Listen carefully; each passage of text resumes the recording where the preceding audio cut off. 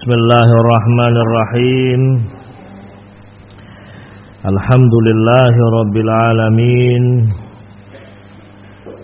Wassalatu wassalamu ala asyrafil anbiya'i wal mursalin Nabiyyina Muhammadin wa ala alihi wa sahbihi ajma'in.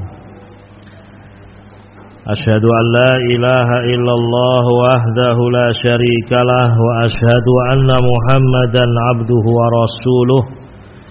Amma ba'd. Ikhwani wa akhwati fillah rahimani wa rahimakumullah. Kita telah mengetahui bersama bahwa Islam sebagai agama yang sempurna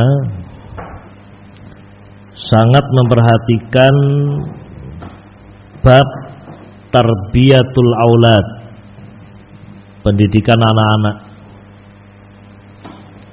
Dan kalau kita lihat tarbiyah Islam, pendidikan Rasul alaihi salatu wassalam, kita dapatkan bahwa Islam mendidik semua aspek dalam kehidupan anak-anak kita. Nah, yang ditarbiyah itu, yang kita bina dan kita tanamkan itu, diantara yang pertama adalah mentarbiyah anak-anak kita dari sisi ilmu mereka, ilmiahnya. Bagaimana agar anak-anak kita memiliki ilmu yang nafi', ilmu yang bermanfaat. Kemudian yang kedua juga upaya kita sebagai orang tua untuk mendidik anak-anak kita memiliki akidah yang sahihah, akidah yang benar dan qawiyah dan juga kuat. Apalagi di zaman ini akidah-akidah yang batilah itu berkembang, dan masing-masing pengusung akidah-akidah batilah itu berjuang untuk mempengaruhi manusia dengan berbagai macam medianya. Orang-orang Syiah Rafidhah yang memiliki akidah kufriyah menebarkan akidahnya.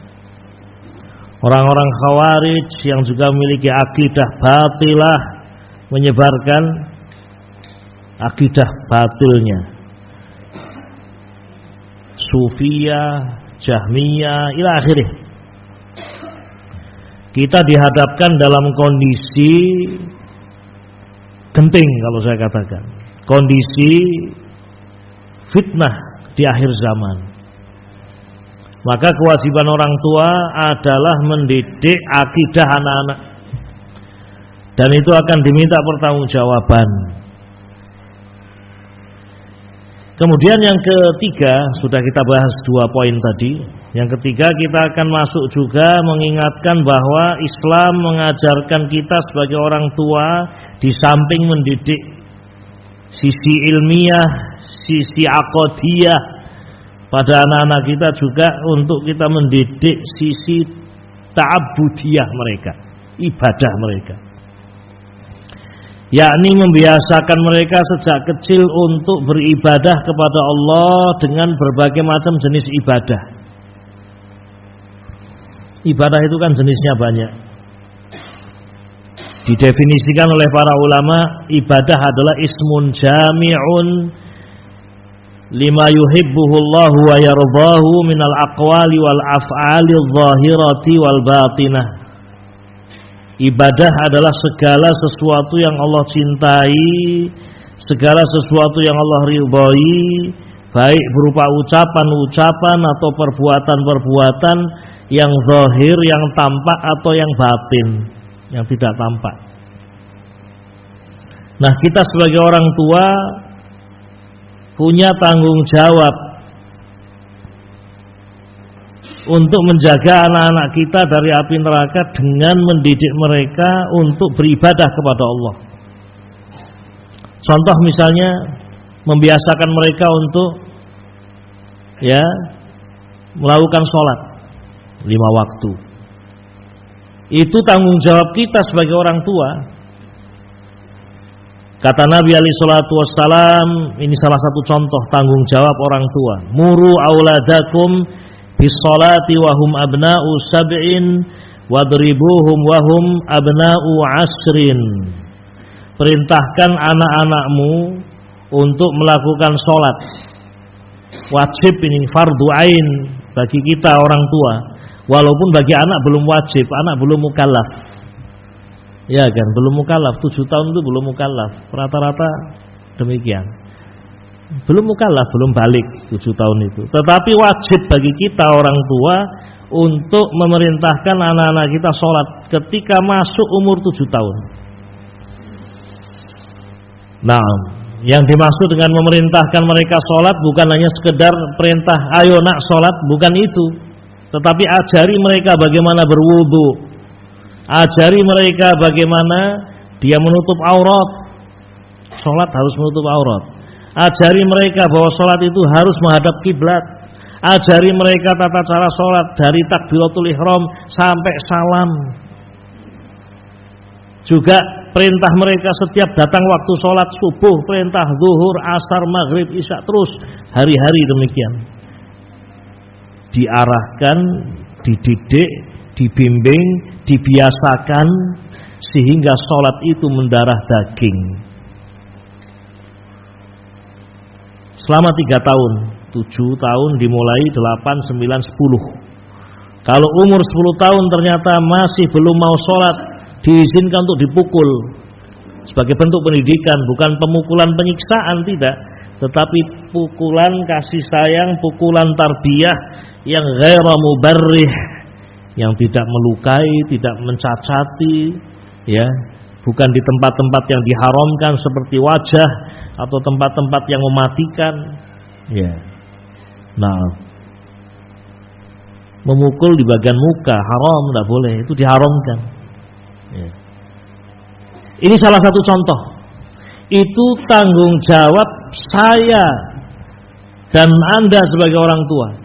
Jangan bicara pondok pesantren, jangan bicara orang lain, tapi fikirkan itu adalah kewajiban saya sebagai ayah, Anda sebagai bapak dan ibu. Nah, tidak punya alasan, tidak boleh alasan saya sibuk berangkat sebelum subuh ke pabrik, pulang jam 7 malam. Tidak ada alasan itu, ya. Allah Subhanahu wa ta'ala, Rasul alaihi salatu wassalam memerintahkan kita sebagai orang tua untuk mewujudkan ini. Rasul tidak mengatakan perintahkan anak-anakmu untuk melakukan sholat ketika umur 7 tahun kalau kamu pas bareng mereka, kalau kamu tidak sibuk. Kan tidak seperti itu dalam hadis. Sesibuk apapun saya sebagai orang tua, hadis ini harus dijalankan. Bagaimana caranya? Kalau saya sebagai suami sibuk, orang tua yang lain, istri, punya tanggung jawab. Aulia, walinya. Juga yang lain dari berbagai macam ibadah, zikir, doa. Anak-anak kita kan dibimbing sejak awal. Sebelum makan baca basmalah, itu sudah ibadah, bismillah, ya. Doa pada Allah ketika masuk WC, bismillah, Allahumma inni a'udzubika minal khubuthi wal khaba'ith. Doa keluar rumah, bismillah tawakkaltu 'alallahi la haula wala quwwata illa billah. Dibiasakan tasbih, tahmid, takbir, tahlil, sholawat. Dengar azan. Nak, kalau azan kamu dengarkan, kamu jawab, ya. Dilatih, dibimbing, dididik dengan contoh dari kita sebagai orang tua, dengan ajakan, dengan lesan, ya, terus demikian. Karena itu menjadi tugas kita sebagai orang tua. Wajib ini, fardu ain, ngajari mereka sholat, merintahkan mereka sholat. dan seterusnya dari berbagai macam ibadah. Ingat, itu tanggung jawab saya sebagai orang tua. Jangan bicara pondok pesantren, jangan bicara orang lain, jangan bicara lembaga pendidikan, jangan bicara asatidzah, jangan. Itu tugas antum dulu. Ingat, ini tugas saya sebagai orang tua. Mendidik sisi ilmiah mereka, mendidik sisi akidah mereka, mendidik ibadah mereka. Nah, kemudian ma'asyiral muslimin bil ikhtisar, juga kita diperintahkan dalam Islam ini untuk mendidik akhlak anak-anak kita. Naam. Makanya dalam tidur itu disuruh dipisahkan. Ini salah satu contoh. Walaupun saudara kandung, ya, laki perempuan, saudara kandung, jangan kemudian tidurnya bareng, enggak, pisahkan. Nah, farriqu bainahum fil madhaji, pisahkan mereka dalam tidur mereka, disuruh dipisah. Walaupun mereka saudara kandung, pisah. Ya. Taib, sudah mumayyiz, sudah 7 tahun, mumayyiz namanya anak. Dan itu sesuai dengan kemampuan. Kalau Anda memiliki finansial yang cukup, rumah yang luas, buat kamar khusus untuk banat, kamar khusus untuk banin. Kalau tidak punya kemampuan tapi punya ruangan lebar, pisahkan dipannya. Ini dipan, kamar tempat tidur untuk laki-laki, tempat tidur untuk perempuan, dipisah. Nah, bisa misahnya hanya dengan korden, sesuai kemampuan. Tapi harus ada upaya untuk memisah. Rijalan wa nisaa. Ini salah satu upaya Islam di dalam mendidik adab dan akhlak mereka. Makan dengan tangan kanan, ini Islam sudah mendidik sejak kecil. Nabi alaihi salatu wasallam makan bersama dengan Umar bin Abi Salamah, anak tiri Rasul alaihi salatu wasallam. Rasul menikahi Ummu Salamah, Ummu Salamah punya anak namanya Umar, masih kecil. Ketika makan bersama dengan Nabi alaihi salatu wassalam, satu nampan, Umar ini makannya tangannya itu kemana-mana. Maka Nabi mendidik adab bagaimana makan. Ya ghulam, samillah, wahai anakku, baca basmalah kalau kamu makan. Wakul biyaminik, makan dengan tangan kananmu. Wakul mimma yalika, makan yang paling dekat dengan kamu. Diajari anak kita memiliki rasa malu, diajari anak kita untuk memakai mada. Nah, dibiasakan memakai pakaian-pakaian yang menutup aurat. Dibiasakan. Nah, ma'asyiral muslimin rahimani wa rahimakumullah. Ini salah satu contoh. Diajari untuk berbakti kepada kedua orang tua, menyambung rahim. Ini akhlak, khuluq. Ingat tanggung jawab siapa ini? Saya sebagai bapak, saya sebagai ibu. Nah, itu tanggung jawab kita sebagai orang tua. Kemudian juga ma'asyiral muslimin rahiman rahimakumullah, di samping 4 poin ini, ilmiahnya, akidahnya, ibadahnya, akhlaknya, juga kita mendidik jism mereka, jasad mereka. Kalau bab ini insyaallah, nah, kita punya perhatian, walaupun kadang ada saja yang kurang perhatian. Ya. Bagaimana anak-anak kita ini kuat jasadnya. Ya. Taib,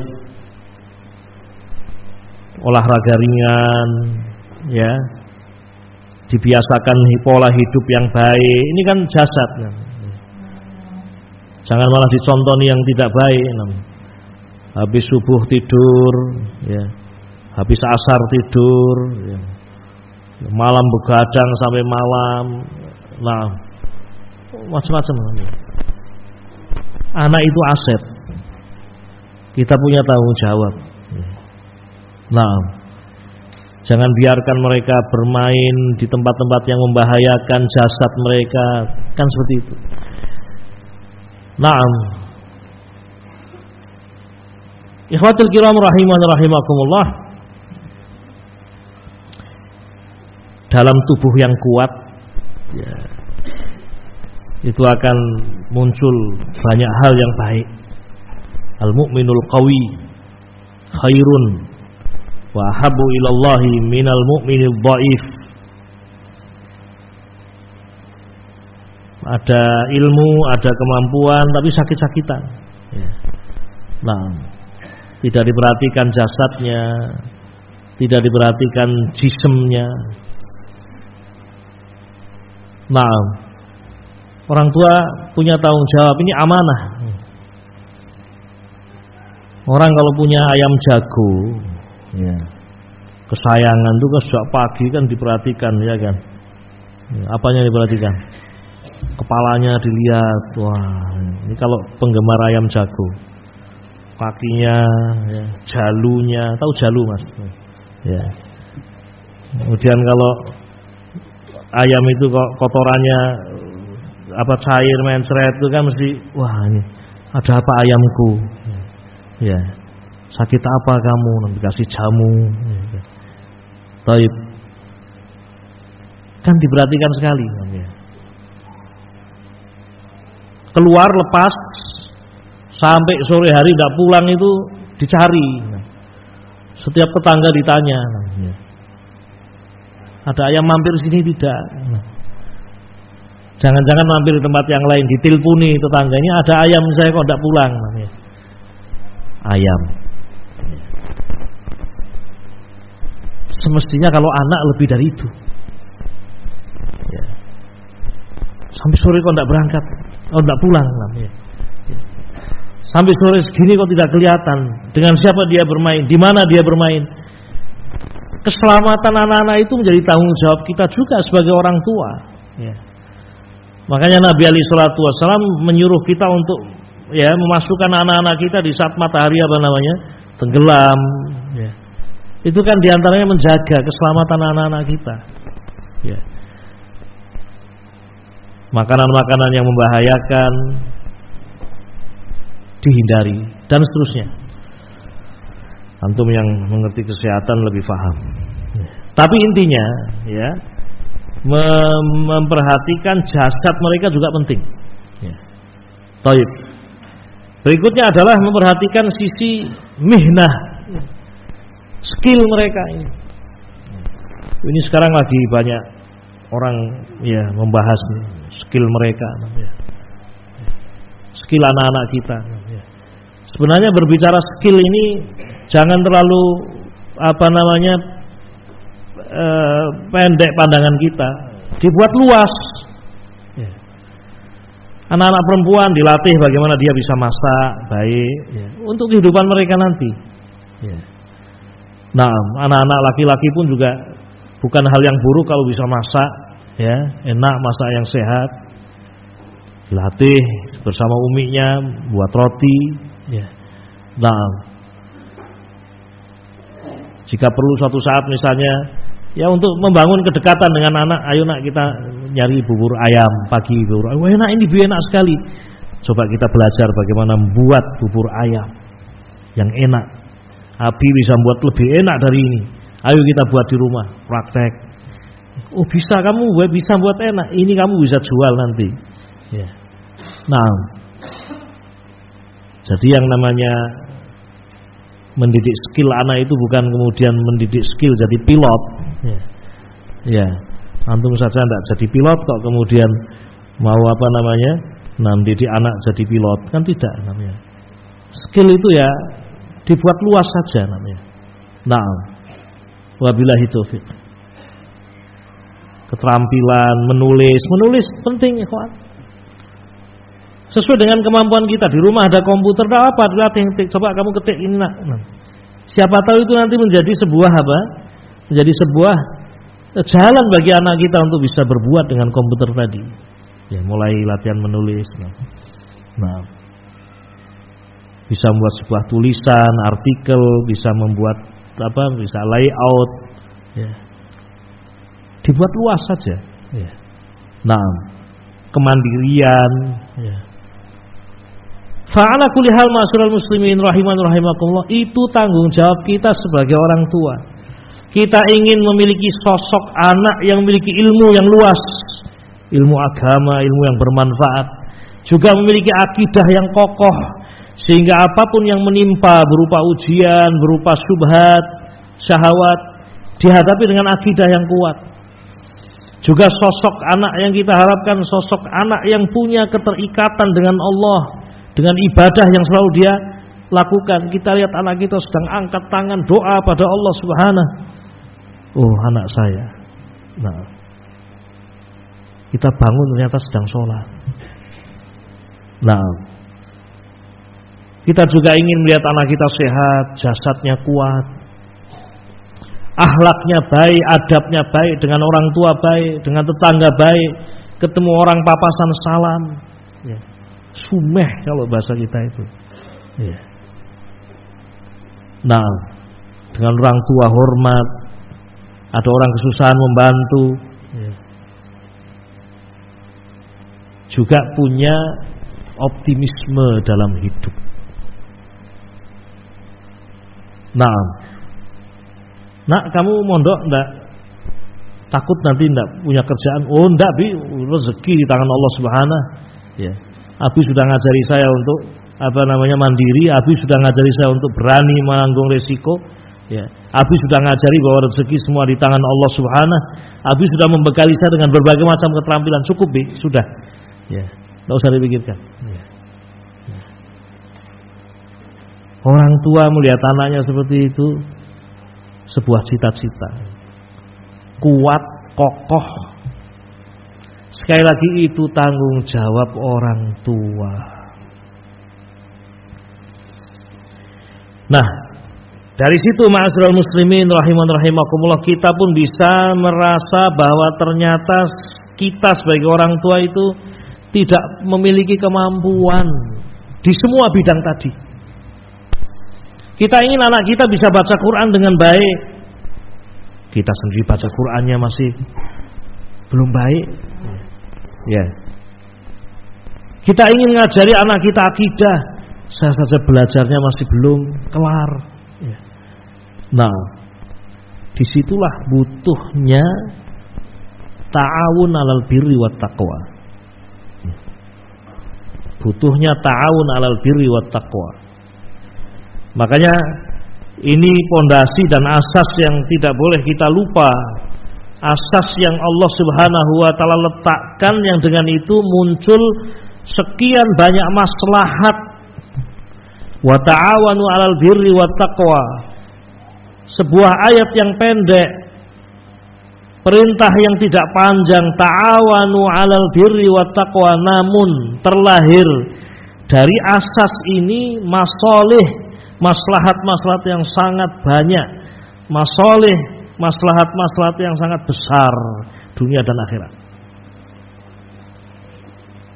Nah, ikhwatul kiram rahiman rahimakumullah. Bisa jadi orang tua memiliki semuanya, ilmu punya, ya akidah juga biidznillah alhamdulillah terdidik dengan akidah Islam, ibadahnya juga baik, namun waktunya tidak cukup. Ada kesibukan negara yang dibebankan kepadanya. Nah, contoh Syekh Abdul Aziz bin Baz rahimahullah itu, ya, sebagai orang yang sangat sibuk dan dimiliki oleh umat. Beliau punya anak banyak, punya istri juga 4 beliau rahimahullah. Ya. Beliau menyediakan waktu untuk putri-putrinya hanya 1 majelis dalam 1 pekan. Dan untuk anak-anak laki-lakinya juga 1 majelis dalam 1 pekan. Masih menyempatkan. Disebutkan dalam biografi beliau. Nah, terus selebihnya itu pertemuan cuma sekali, bukan sehari full. 1 majelis ketemu dengan anak laki-lakinya, beliau menyampaikan ilmu. 1 majelis untuk putri-putri beliau. Terus selebihnya butuh orang lain, Bukan karena beliau tidak punya ilmu, bukan karena beliau tidak memiliki landasan dasar akidah, tidak. Tapi waktu. Maka di sana ada madaris, ada madrasah yang membantu kita. Atau mungkin orang lain. Orang lain itu bisa jadi kakak kita, adik kita. Kalau kita lihat biografi para ulama, kita dapatkan ada seorang anak lahir yatim. Yang melihara siapa? Ya, kakaknya, kakak ayahnya, adik ayahnya, atau pamannya. Nah, butuh orang lain. Baik. Intinya ma'asyiral muslimin rahiman rahimakumullah, mari kita menyadari bahwa tarbiyah aulad itu banyak hal yang menjadi tanggung jawab kita. Sisi ilmiahnya, sisi akidahnya, sisi ibadahnya, sisi akhlak dan adabnya, sisi jasadnya, ya, sisi mihnahnya, skillnya. Ini semuanya menjadi tanggung jawab saya sebagai orang tua dan akan diminta pertanggungjawaban. Kalau memang kita menyadari bahwa kita tidak mampu, dan itulah kenyataannya, kita tidak mampu, kita butuh orang lain. Setidaknya seorang suami butuh dengan istrinya. Oleh karena itu kita tahu betapa indahnya syariat Islam yang mendidik kita sebagai laki-laki untuk mencari dan menikahi wanita yang memiliki agama, karena dia akan menjadi madrasah bagi anak-anak kita. Nabi mengatakan tungkahul mar'atu li arba'in, wanita itu dinikahi karena 4 perkara. Bisa jadi karena hartanya, bisa jadi karena jamalnya, parasnya yang indah, yang baik, bisa jadi karena hasabnya, ya, garis keturunannya, bisa jadi karena agamanya. Apa kata Nabi? Fadfar bidzatid din. Perhatikan agamanya, kamu akan beruntung. Karena kita laki-laki sering keluar, jarang di rumah. Nah, kalau yang bersama dengan anak-anak kita tidak bisa mendidik, bagaimana? Ya. Butuh orang lain. Nah, dari sini kita berpindah pada apa yang kita sedang membahas bersama, bahwa butuh adanya sinergitas antara kita sebagai orang tua, kemudian dengan para guru, asatidzah dan lembaga, serta lingkungan ikhwah seluruhnya. Jangan kita merasa kita mampu masing-masing, tidak. Atau kita menitipkan anak kepada pondok kemudian selesai, tidak ada sinergitas. Kalau bahasa Jawanya pasrah bongkoan. Ya. Sudah saya titip Allah becik, ya, baik buruknya saya tidak tanggung jawab. Pokoknya pondok pesantren. Loh, gimana ini namanya? Ya. Bukan seperti itu. Guru adalah partner, lembaga adalah partner juga. Dan pekerjaan sangat banyak. Namanya pondok pesantren itu luar biasa. Ya. Tanggung jawabnya besar. Ya, banyak manusia bertumpu pada pondok pesantren. Ya, di sisi yang lain lembaga itu dan pengurus yang ada di dalamnya disuruh berpikir sendiri, misal, yaitu namanya sesuatu yang mustahil untuk terwujud. Bangun fasilitas. Nah, taib. Ya, kita mendengar ada pondok pesantren yang ambruk. Ya, semoga Allah menjadikan yang meninggal sebagai syuhada diterima di sisi Allah. Kita melihat di sini butuhnya ta'awun memang.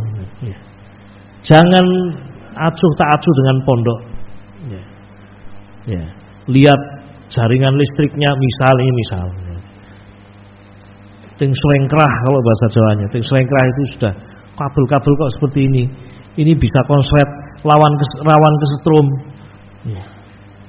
Sementara Anda sebagai orang yang ngerti tentang listrik, ya, belajar sampai S1, S2, S3, yang ngerti tentang jaringan yang tidak baik, jaringan yang baik dan efisien hanya karena sudahlah urusan pondok. Jangan sampai ada anak yang kesetrum, terluka. Dalam keadaan kita sesungguhnya tahu, melihat ada hal yang membahayakan. Fikirkan itu. Dan itu bagian dari iman. Kata Nabi alaihi salatu wassalam, ya imatatul adza 'anit thariq wa adnaha, salah satu cabang dari cabang iman yang paling rendahnya adalah menyingkirkan duri, gangguan dari jalan. Nah, pondok pesantren bebannya berat. Memikirkan fasilitas, memikirkan kurikulum, memikirkan jadwal, memikirkan kegiatan santri, memikirkan pembiayaan sekian banyak pembiayaan, belum lagi memikirkan legalitas dan formalitas, legalitas tanah, wakaf dan seterusnya, legalitas yayasan, belum lagi formalitas. Nah, terkait dengan anak-anak ke depan, apalagi kalau gurunya putri, bukan pegawai negeri,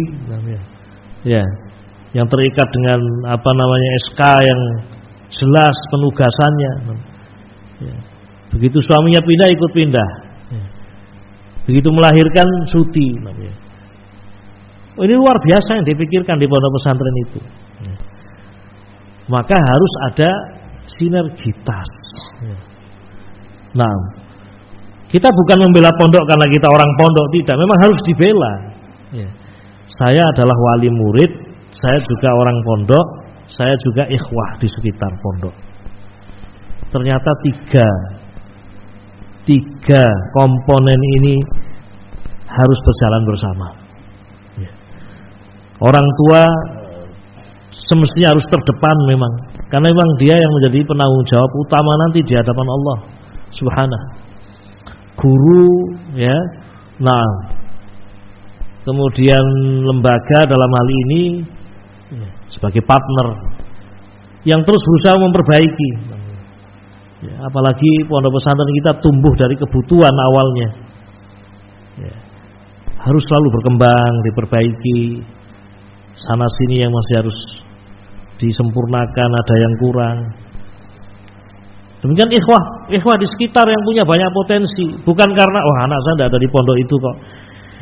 Ya, memang anak antum tidak ada di pondok itu memang. Tapi apakah tidak ingin punya andil amalan yang mengalir pahala? Nah, tentu kita semua ingin seperti itu. Dan sekali lagi, kita bayangkan seandainya tidak ada pondok pesantren, kita mau beramal apa? Nah, yang ada adalah amaliyah kita pribadi, rutinitas. Nah, sehingga sekali lagi ma'asyiral muslimin rahimani wa rahimakumullah, ada di hadapan kita ini tugas yang sangat besar. Nah, tarbiyah itu luar biasa. Kita menyiapkan generasi masa depan yang akan memikul perjuangan dakwah, memikul perjuangan negeri ini. Butuh sosok-sosok pemuda yang kuat, yang tangguh, ilmunya tangguh, akidahnya baik, akhlaknya kuat, jasadnya. Salah satu antum misalnya, walaupun tidak ada anaknya di pondok, namun antum tahu gerakan-gerakan stretching, senam-senam ringan yang dengannya anak menjadi sehat. Antum bisa terapkan di pondok, diskusikan dengan pondok. Nah, antum sebagai orang yang memiliki harta misal lebih, walaupun tidak ada anak di pondok tadi, lihat anak pada duduk di bawah dingin, wah kasihan nih, saya belikan karpet atau apalah untuk penghangat. Nah, tapi tidak ada meja, nulisnya pada di lantai sambil posisi tulang-tulang mereka namanya. Anda sebagai orang yang punya ilmu kesehatan, curahkan ilmu yang antum miliki untuk kebaikan pondok pesantren. Kalau itu terwujud, ma'asyiral muslimin, maka pondok pesantren Ahlus Sunnah wal Jamaah akan menjadi tempat-tempat yang betul-betul nyaman untuk menuntut ilmu. dan akan terlahir dari pondok pesantren itu ya orang-orang yang bermanfaat insyaallah. Nah, dan seandainya pun pondok pesantren bubar, ya, seandainya bubar, ya, karena memang tidak ada yang mempedulikan misal, ya sudah, ya, tarbiyah harus jalan, masing-masing orang tua bertanggung jawab atas anak-anaknya masing-masing.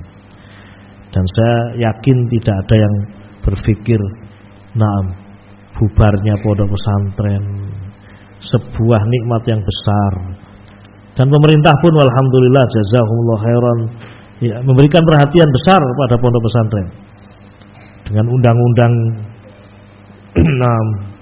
tahun 19 nomor 18, peraturan Menteri Agama yang juga mengatur bagaimana agar pendidikan pondok pesantren lebih baik. Ini semuanya bentuk perhatian dari pemerintah kita, dan kita butuh ya untuk bekerja sama, bersinergi, bahkan ditambah lagi dengan pemerintah ya.